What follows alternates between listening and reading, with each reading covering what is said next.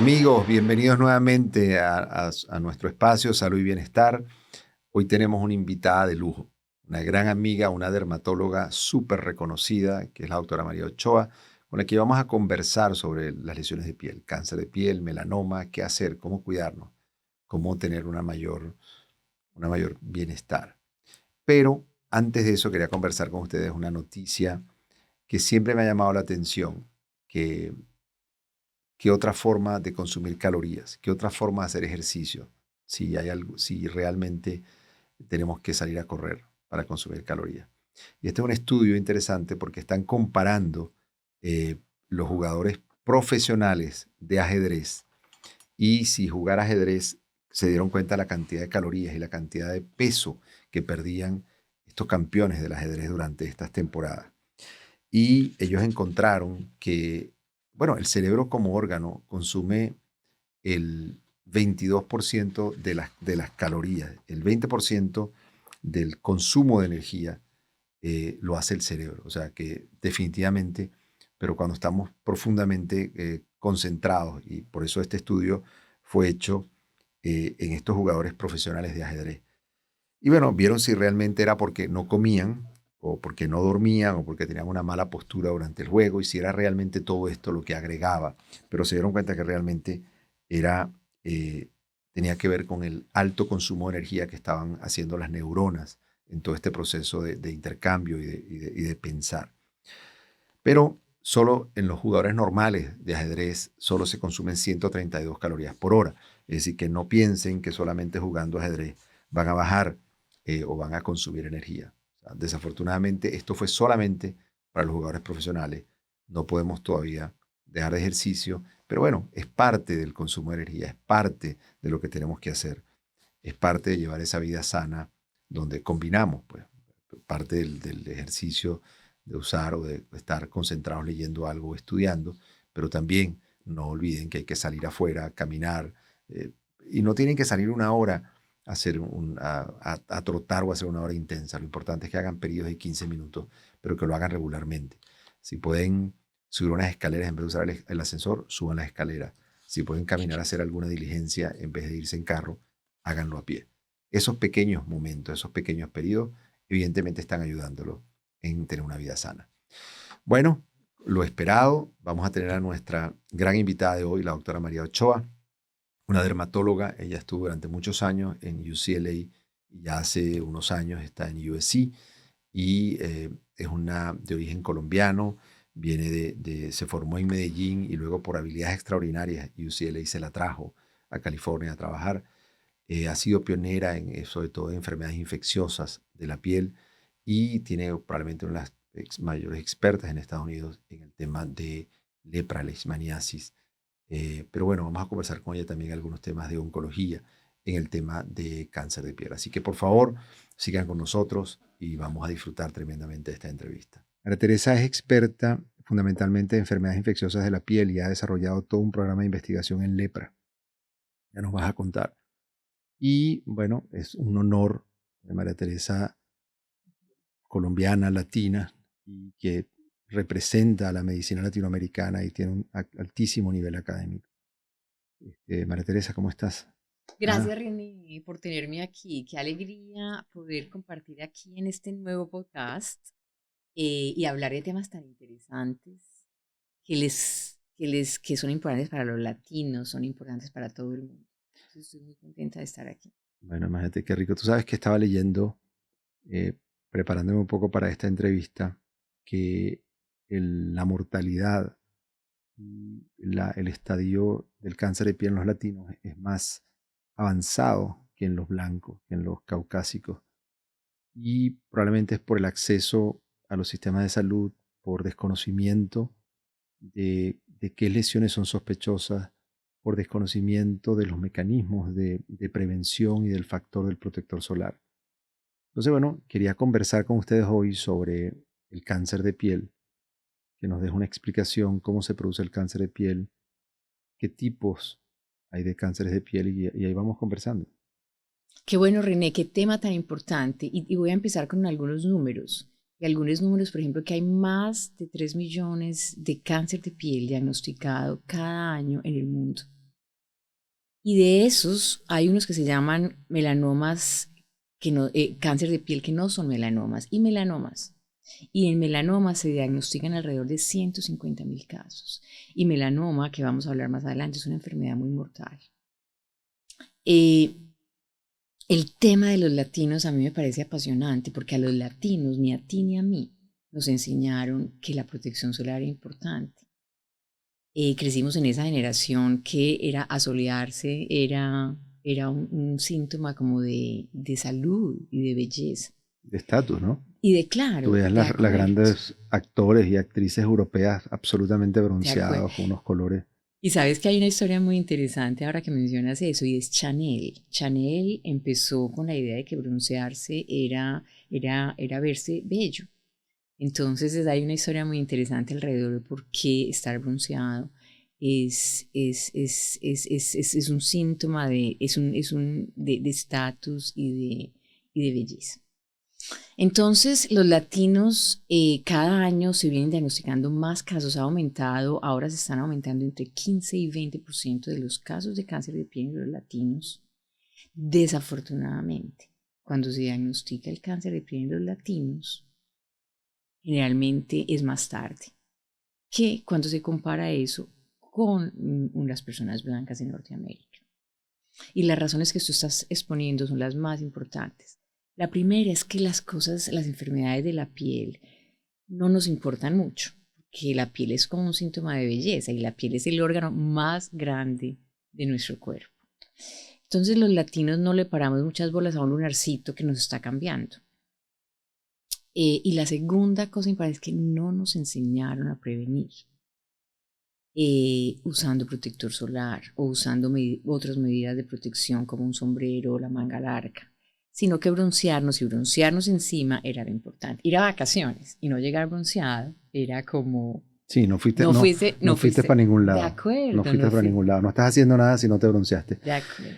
Entonces, básicamente tenemos melanomas y no melanomas. Y la gran diferencia es que los no melanomas son mucho menos agresivos que los melanomas.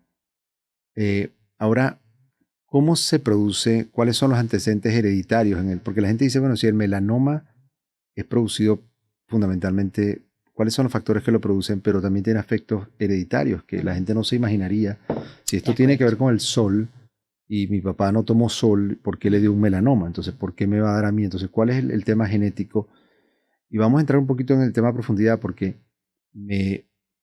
no es simplemente la exposición al sol en el caso de melanoma. Evidentemente es un factor importante, pero ¿qué otros factores tienen que ver en que se desarrolle un melanoma? De acuerdo. Entonces, muy importante. Entonces, como hablábamos al principio, hay muchos tipos de cáncer de la piel. Los más comunes son los que se llaman no melanomas. Y el factor de riesgo más importante para ese tipo de cáncer es el sol. Okay. Para los melanomas, como tú estás diciendo, es una enfermedad muy interesante y que tenemos varios tipos de melanoma. El más común es uno que se llama un melanoma superficial. El segundo más importante es el melanoma nodular y el tercero uno que se llama melanoma acral. Y ese melanoma acral es más común en los latinos. Y ese melanoma acral no tiene, al parecer, relación con el sol. ¿Qué determina eso? Probablemente un factor genético. Hay muchos estudios en este momento con distintos tipos de genes. Y si usted tiene, por ejemplo, un antecedente en la familia o de usted de tener cáncer por ejemplo, de seno, cáncer de páncreas, al parecer hay varios genes relacionados, pero todavía todo eso está en investigación. Pero si me dejas, te digo, porque es muy importante, porque los latinos tenemos diferentes tipos de piel, porque no somos todos bronceados, no todos tenemos una piel oscura. Los latinos van desde una que se llama la piel tipo 1 hasta la piel tipo 5. Entonces hablemos un poquito de eso. La piel tipo 1 son las personas que tienen ojos azules y cabello probablemente rojo, que se queman siempre cuando se exponen al sol. Después tenemos una piel tipo 2, que es personas que tienen más color en la piel, pero que ya pueden broncearse un poco. Las personas 3 no se queman, sino que se pueden broncear fácilmente y ya las pieles 4 o 5 son más unas pieles más morenas. Entonces eso es muy importante porque los factores de riesgo para la piel latina sigue siendo el sol, es el factor más importante. Para los Para los no melanomas y también para para el algunos de melanoma. Otra cosa importante, pero el melanoma, y lo vimos hace ya un par de años en un paciente que vimos juntos, y yo lo he visto como urólogo, por ejemplo, el melanoma en la vejiga, he visto melanoma en las suprarrenales, vimos melanoma en el intestino delgado. Es decir, que el melanoma no solo se ve en la piel y no solo, y a veces cuando aparece dentro del cuerpo, la gente busca a ver si el paciente esto es una metástasis, una siembra de un melanoma que está en la piel. Y no siempre hay un primario de la piel. A veces puede aparecer directamente en el ojo, aparecer en otros sitios que no necesariamente es la piel. Y evidentemente, por eso mismo comentábamos que no siempre tiene que ver con la exposición al sol. Otra cosa interesante que estaba leyendo es que la ubicación incluso en los latinos es distinta, es más en los miembros inferiores que en el torso del cuerpo, ¿no? Entonces, incluso ahí se distribuye distinto, incluso en zonas donde no necesariamente ha estado expuesto al sol, porque evidentemente ese tipo que comentaba no necesariamente se ve relacionado. ¿Cuáles son los síntomas? ¿Cómo se ve una verruga? ¿Cuáles son las descripciones para que una persona vea cuando este lunar no es normal? ¿Cómo lo describiría exactamente? ¿Cuáles las reglas mnemotécnicas sencillas Perfecto, para ver que algo es anormal? Hablemos del melanoma específicamente, lo que llamamos, ahí hay una mnemotecnia que es muy linda, que se llama la ABCDE. A es que si uno tiene un lunarcito y ese lunar, un lado se vuelve más grande que el otro, o sea, asimetría. Entonces los lunares generalmente son redondos y si un lado empieza a ser más grande que el otro, entonces uno se debe empezar a preocupar. El B es lo que Entonces, lo llamamos primero es asimétrico. asimetría. Perfecto, el B. Borde. Entonces, si ese borde se vuelve como un serruchito, tiene un borde irregular, también es importante consultar. Bordes irregulares, entonces. C es el color, que puede ser o un color muy oscuro o 2 o 3 colores en el mismo lunar. Entonces, el color oscuro y que no es uniforme la coloración, pero generalmente es tradicionalmente que es oscuro. De acuerdo. Pero cuando uno ve como 2 o 3 colores es importante también porque se puede presentar así. El D es el diámetro. Los lunares generalmente tienen un diámetro menor de 6 milímetros o el borrador de un lápiz. Okay. Pero cuando los lunares son mayores de eso hay que tener más cuidado. Y el E es algo que se dice en inglés que se llama evolución o evolution o evolving, que es que un lunar esté cambiando, de un momento a otro empieza a crecer, o de un momento a otro empieza a sangrar, o de un momento tiene algún cambio. Entonces, A, B, C, D y E. Lo otro importante para saber es que no todos los melanomas empiezan desde un lunar. Pueden aparecer espontáneamente sin un lunar. Y como lo que tú decías, el problema con el melanoma es que... no es un lunar que tú tenías que se transformó, de acuerdo, sino donde no había nada, aparece ya de una vez un melanoma. Eso es muy importante. ¿Cómo se trata? O sea, una vez que ya hay un lunar, él va al dermatólogo, el dermatólogo va a tomar una biopsia, lo va a retirar completo. ¿Cuál es el tratamiento? ¿Cómo hace el diagnóstico? Entonces, el diagnóstico se hace con una biopsia, que es un procedimiento súper sencillo, con anestesia local, no es peligroso. Eso lo lee un patólogo y le dice a uno qué tan profundo está ese melanoma. Entonces, uno hace lo que se llama el estadio o el staging. Y eso va de 1 hasta 5, 4. Entonces el tratamiento depende de ese estadio. Entonces, eso es lo más importante es, si uno va temprano a verlo, generalmente va a ser un melanoma in-sight, o sea que está arrancando. Entonces lo único que hay que hacer es hacer una cirugía, quitar eso y dejar unos bordes de piel con un margen libre, libres, con un margen suficiente de que la enfermedad salió completa. Pero si el estadio es más profundo, ya hay que hacer biopsia de ganglios, y si el estadio ya es un estadio 3, un stage 3, entonces ya probablemente vamos a llegar a un tema muy fascinante que es la inmunoterapia o la terapia dirigida. Es interesante porque, bueno, uno de los aspectos, cómo prevenir definitivamente, una, por supuesto, es el mensaje a tratar de hacer un diagnóstico lo más precoz posible, porque si se diagnostica a tiempo, muy probablemente simplemente es la remoción y ya queda curado con eso, pero si no, bueno, va a requerir tratamiento adicional. ¿Cómo definitivamente, aparte de que ya aprendió cómo reconocer si tiene una lesión que es sospechosa, la prevención adicionalmente a, sobre todo si tiene un antecedente familiar de un melanoma? De acuerdo, ¿Con qué hablemos de frecuencia tiene eso. que ir al De dermatólogo? acuerdo. Los dermatólogos estamos convencidos que todos los seres humanos deberíamos tener un chequeo de piel de los pies a la cabeza cada año o 2 años. Cada año si uno tiene factores de riesgos. Factores de riesgos, ¿cuáles son? Que tenga una piel muy blanca y ojos azules, que tenga antecedentes familiares de melanoma, que haya tenido que haya tenido quemaduras por el sol cuando estaba muy joven, entre el primer año y los 18 años. Esas quemaduras solares aumentan el factor de riesgo del melanoma y de cualquier cáncer de piel. Entonces esos son los factores de riesgo más importantes y deberían esas personas ir cada año donde el dermatólogo. Si antes del año se notan cualquiera de estos cambios que acabamos de describir, pues deben ir antes. Yo recuerdo que decían que cuando dices de la cabeza a los pies, parece raro que puedan aparecer en la planta del pie De o en las acuerdo. uñas. De ¿Cómo? acuerdo, es muy interesante y eso es lo que yo más enseño a los residentes de dermatología, a los estudiantes de medicina, es cómo hacer un buen chequeo de la piel. Entonces uno empieza realmente, generalmente yo empiezo con la espalda y va uno bajando, bajando, mira la planta de los pies, mira entre los dedos de los pies, las uñas. Uno ve, puede cáncer de piel en los latinos, en las uñas.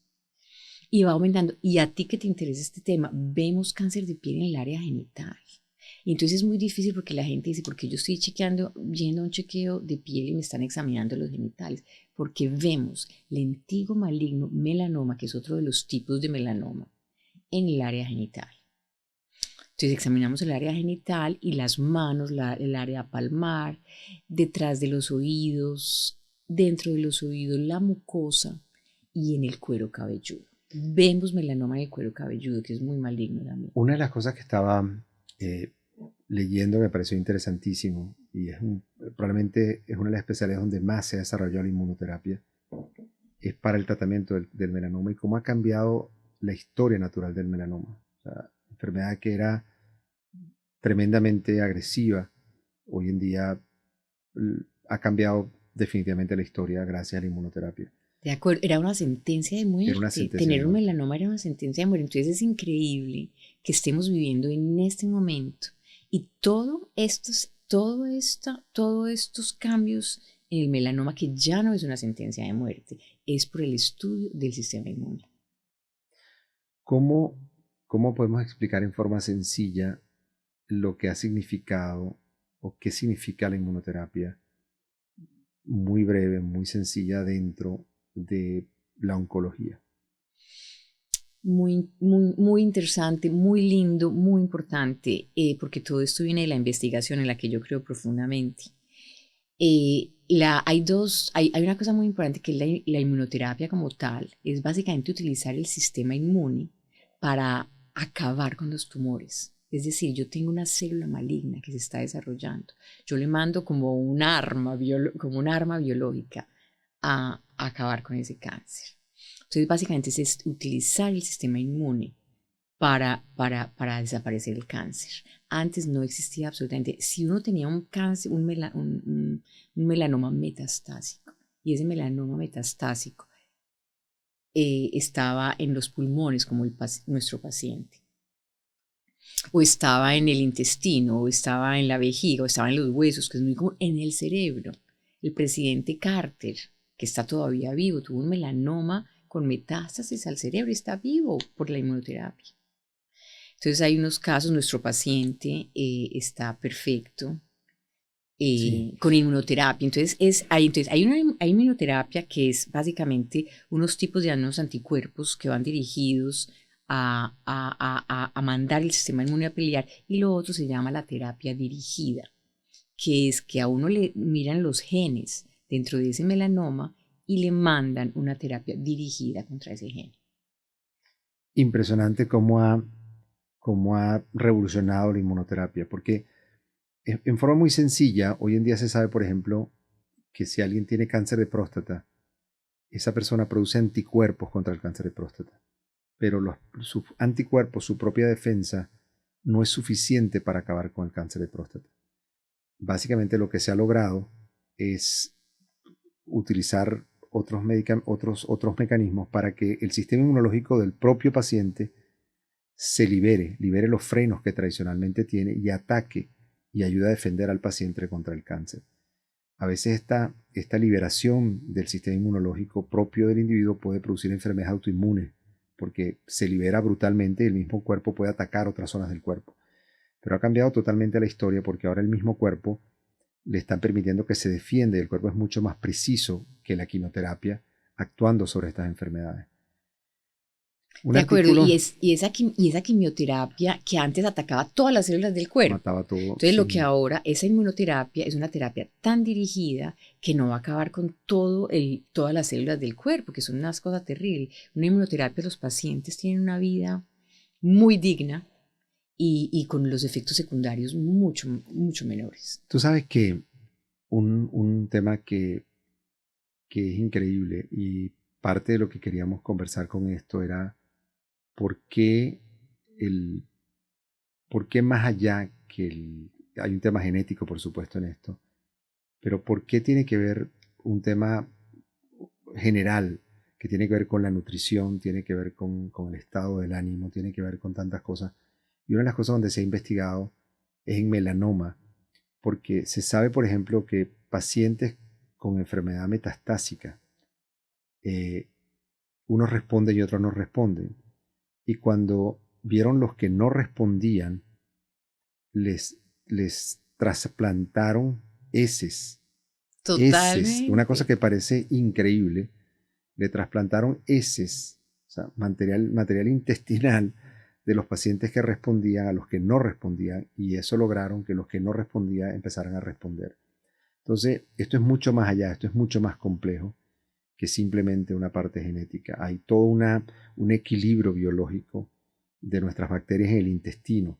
Y en la piel. Y en la piel. Entonces, todo este sistema, todas estas bacterias, incluso han identificado, te hacen un trasplante de no sé cuántas bacterias y cómo, por supuesto, la persona empieza a responder. Entonces, definitivamente por eso, cuando los pacientes vienen, uno tiene que tener mucho cuidado en cambiar estas floras intestinales, porque el cuerpo tiene un equilibrio. Total.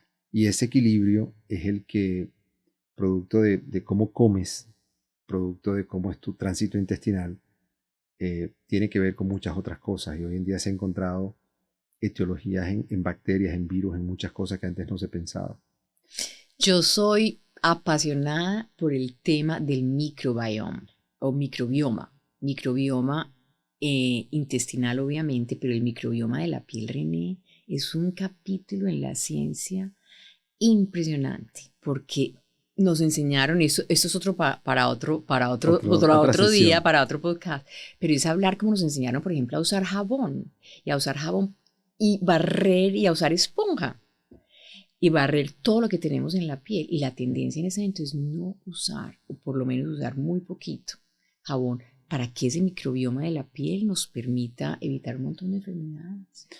Bueno, eso definitivamente se lo decíamos mucho nosotros a los pacientes con el tema de la higiene, y llegaban las mujeres con la higiene vaginal y cómo había una proliferación de hongos y una cantidad de cosas, porque nada, se lavaban, soluciones yodadas, duchas vaginales diarias. Entonces, claro, evidentemente cambiaban la flora vaginal, y al cambiar la flora vaginal, pues proliferaban otras bacterias que eran mucho más agresivas. Y hay otro tema que mencionaste, que yo creo que René, hemos hablado mucho en privado de eso, es el tema de la psiconeuroinmunología. Es el bienestar en general, porque no somos piel, no somos próstata o corazón, es un sistema que funciona y se ayuda el uno al otro. Entonces, el bienestar emocional es un tema fundamental de la inmunología. El estrés, que es un tema tan importante y un tema tan difícil en esta sociedad, pero el estrés te cambia el sistema inmune. Entonces yo creo que es un tema muy importante y lo dejamos para otro podcast. Tremendamente, no, absolutamente convencido de eso, de que hay un tema donde no es simplemente antibióticos o quimioterapia o tratar a nosotros de reparar, hay un tema que tiene que ver con la mente. Nosotros controlamos el cuerpo. Totalmente. Eso hace mucho tiempo ya se decía, por ejemplo, que los niños estresados no crecían. Se sabe que había afectación del cortisol y de la hormona del crecimiento. O sea, hay evidencias claras que los pacientes estresados responden distinto.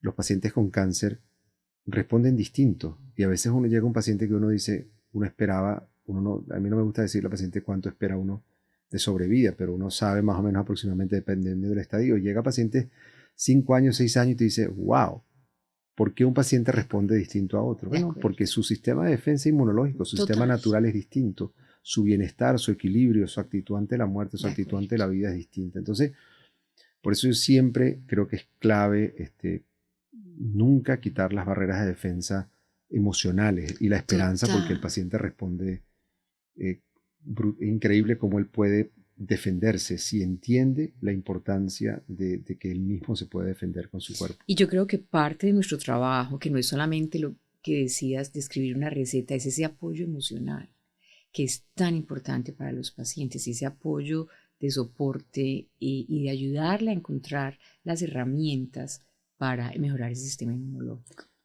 Hoy en día se insiste que para este bienestar es clave, por supuesto, el tema nutricional, el sueño. Es otro capítulo que vamos a desarrollar. Hoy en día se sabe incluso que para perder peso hay que dormir, cosa que uno no se pensaba. La importancia del sueño, la importancia de hacer actividad física. ¿Cuáles serían, para resumir, ya dijimos, bueno, vamos a resumir cuáles serían las cosas importantes que si alguien ve que un lunar cambió o un lunar apareció, que debe llamar la atención? ¿Cuáles son qué tipo de bloqueador protector solar debe usar? ¿Con qué frecuencia? ¿Cada cuánto debe aplicárselo? Un poco para dar las recomendaciones. De acuerdo, entonces yo soy una convencida total de la importancia de la protección, porque sabemos que la protección solar es lo más importante para prevenir el cáncer de piel. Y a los que les interesa la belleza, si ustedes quieren que yo les dé el secreto mayor para no envejecer rápidamente, es usar protector solar. Pero resulta que los protectores solares no lo protegen a uno 100%. Entonces yo soy también muy amiga de usar un sombrero de ala ancha cuando uno esté expuesto a la peor luz solar, que es entre las 10 de la mañana y las 2 de la tarde. Ahora, cada vez que yo veo, hay protectores cada vez más. Ahora son 200, 100. Entonces uno dice, ¿será que esto es verdad? ¿Hasta dónde? ¿Cuál es lo que realmente uno debe usar? Hay un mercado muy grande y esa es la pregunta del millón. Entonces, lo más importante es que sea lo que llamamos un factor de protección, SPF o FPS en español. Un factor de protección que sea de 30. Mayor de 30. Mayor de 30. Y no mayor de 30, la diferencia entre un protector solar de 30 y 100 realmente no es importante. En Europa, por ejemplo, no hay factores de protección mayores de 50, porque entre 50 y 100 la diferencia es nada. Entonces, un factor de 30 y 50, con eso 30 es la clave. 30 es la clave. Okay. Y hay otra cosa muy importante, es cómo uno escoge un protector solar. Y uno siempre tiene que decir que sea de amplio espectro. ¿Qué significa amplio espectro? La luz que nos llega a la Tierra se llama UVA y UVB, y hay UVC, que esa no la vemos, pero la UVA y la UVB son las causantes de envejecimiento y de cáncer de piel. Entonces hay que proteger las dos. Y por eso es tan importante que sea un protector solar que diga contra la UVA y UVB, y eso se llama de amplio espectro. Hay muchos ingredientes que no nos vamos a hablar hoy. Hay protectores físicos y hay protectores químicos. Los protectores físicos son maravillosos porque se adhieren muy bien a la piel. El problema es que son menos cosméticos. A veces, aunque están muy mejorados, ahora micronizados, pero le dejan a una capa más blancuzca. Los protectores químicos no. Pero la investigación realmente yo creo que los dos son excelentes y el que uno sea capaz de usar, porque uno tiene que ir y escoger el protector que está muy grasoso, que no me deja la piel brillante, que no lo quiero usar por eso. Entonces hay tantas formas, hay cremas, hay geles, hay barras, hay sprays, hay lociones. Entonces hay tantas formas de utilizarlo que yo creo y que es una vez al día. Ponérselo siempre. Yo me pongo protector solar. Aquí vamos a estar encerrados todo el día. Esta luz que vemos, estamos en las oficinas, las luces del computador son importantes. No hay una información clara alrededor de eso, pero yo uso protector solar todos los días de mi vida. Wow. Y de acuerdo. Y si voy a salir, la clave es ponérselo 20 o 30 minutos antes de ir, por ejemplo, a la playa, no inmediatamente, sino 20 o 30, porque eso se adhiere a la piel. Entonces, y lo otro es reaplicarlo cada 2 horas. Importantísimo. Cada 2 horas. Entonces, importante aplicarlo cada 2 horas, importante 20 minutos antes de exponerse al sol y protector más allá de 30. Si usted ve que cualquier lesión que apareció, o ya usted tenía un lunar y el lunar ha crecido de tamaño, el lunar cambió de colores, es más oscuro y tiene varios colores, los bordes no son uniformes y se ve raro, no es perfectamente circular y simétrico, evidentemente tiene que ir al dermatólogo. Si tiene factores de riesgo, como ya mencionamos, piel muy blanca, antecedentes familiares de melanoma, o usted estuvo expuesto al sol en su adolescencia, fue surfista, o estuvo mucho tiempo al sol, tiene que ir al dermatólogo una vez al año para que lo revisen de pie a cabeza completo, incluyendo áreas genitales, la planta del pie, entre los dedos, los ojos, el cuero cabelludo. Las cámaras de bronceado, se nos olvidó mencionar, por favor, en California ya las prohibieron en menores de 18 años. Las cámaras de bronceado son un factor fundamental en el desarrollo, en ver más melanomas. Entonces, por favor, no usen cámaras de bronceado. Eso es un factor determinante y es un factor de riesgo importante. Bueno, de verdad, increíble. De verdad que vamos a seguir conversando. Hay todo un tema para seguir desarrollando. De acuerdo. María, mil gracias. Gracias a ustedes por escucharnos, por compartir con nosotros. Vamos también a seguir conversando otros temas y, por supuesto, los que estén interesados en algunas preguntas en específico, vamos a compartir la información en las redes sociales de la doctora María Ochoa. María, gracias. A ti, René, por tenerme aquí. Muchas gracias. No. Te felicito por esta aventura que me parece muy importante en la educación. Gracias.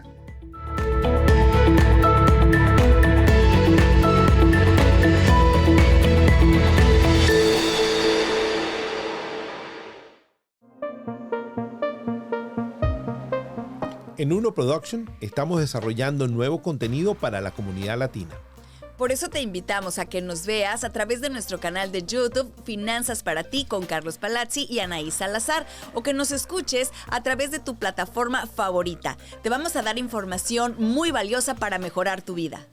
Recuérdate que acá en Finanzas para ti vamos a darte las herramientas para que puedas poner tu patrimonio del tamaño de tus sueños.